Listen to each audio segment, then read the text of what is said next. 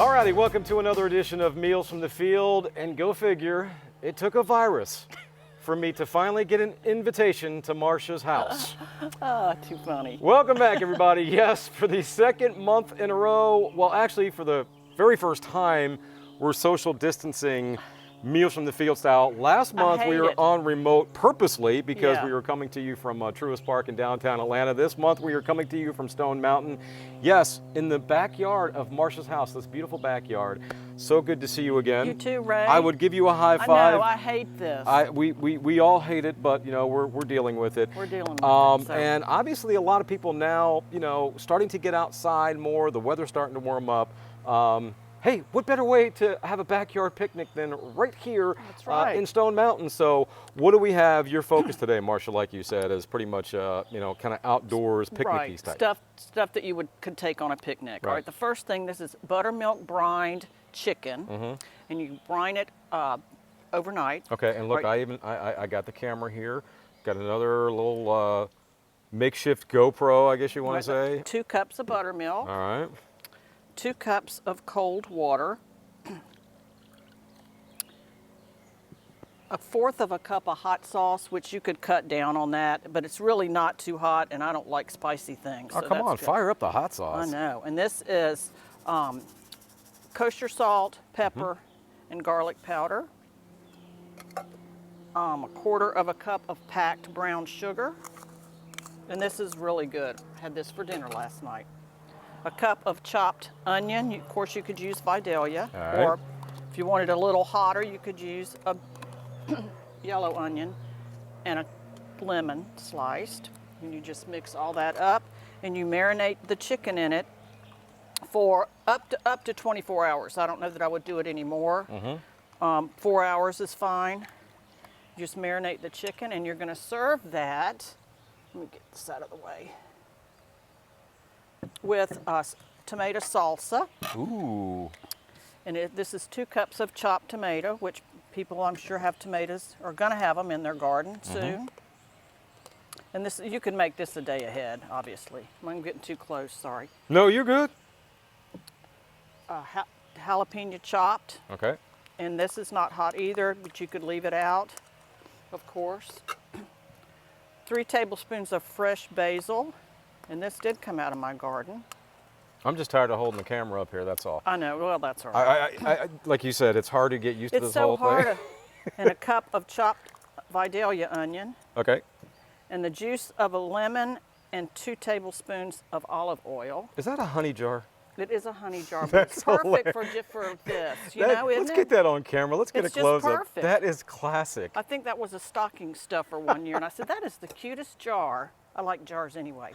And this little bit of salt and pepper, and you're going to serve this with the chicken, or not. You could serve it with anything, really. And then the Vidalia onion dip. I made this for a driveway cookout party with some neighbors. Of course, we social distance. Sure. Last weekend, and it was gone in 5 minutes. 2 cups of chopped Vidalia onion. And you can just mix this right in the casserole bowl. 2 cups of shredded pepper jack cheese, or you could really use any cheese that you wanted. I just thought it needed a little kick. 1/2 cup of low-fat mayonnaise. You can use regular, but it's almost too greasy. Okay. And 1/2 cup of sour cream. A can of green chilies. And I'm not going to even show how to mix this up because you know what it's like. And a 1/2 cup of Parmesan cheese and a little bit of hot sauce. And you just stir all that up, and you bake it at 350 until it all starts to bubble.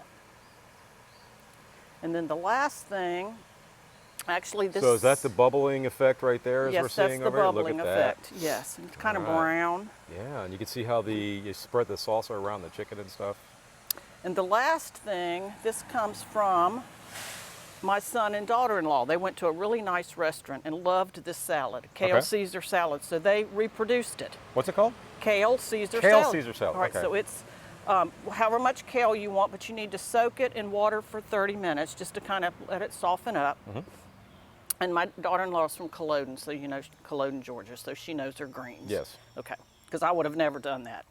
And you're just going to add to the kale croutons, cheesy croutons, Parmesan cheese, and store-bought Caesar salad dressing. Very nice. And it's excellent. Believe me, I've had this a couple of times. And you tried these on your neighbors. We were hoping to get some of Marcia's neighbors out here today because if you're a regular viewer of her recipe segments, she's always talking about her next door neighbors, and they're kind of like the guinea pigs for her recipes on the weekends. We were hoping to get them, but fortunately they're working. Yes, a lot of them are working, so that's good. So they did try this dip this weekend, and got their approval. And it got their approval and stuff like that. So. And again, folks, we do appreciate your patience as we are away from the Georgia Department of Agriculture doing all this stuff. But of course, you can find all these recipes by logging on to farm-monitor.com, as we say every single month. And as we've been saying for, I think, 7 years now? 7 years. I recently came across one of those old pictures of us when we first started. Gosh. Hilarious. But yeah, you can find these recipes by logging on to farm-monitor.com. Everything is there for you in detail, some great recipes. I've lost count how many are up there. So normally I shake your hand. I'm going to give you a high five from a distance. Great job, Marcia. Thank you for watching. And of course, we will see you next month, maybe back at the Department of Agriculture. But for now, Marcia's backyard will do. And if I behave myself today, maybe Marcia will let us come back sometime. That's right.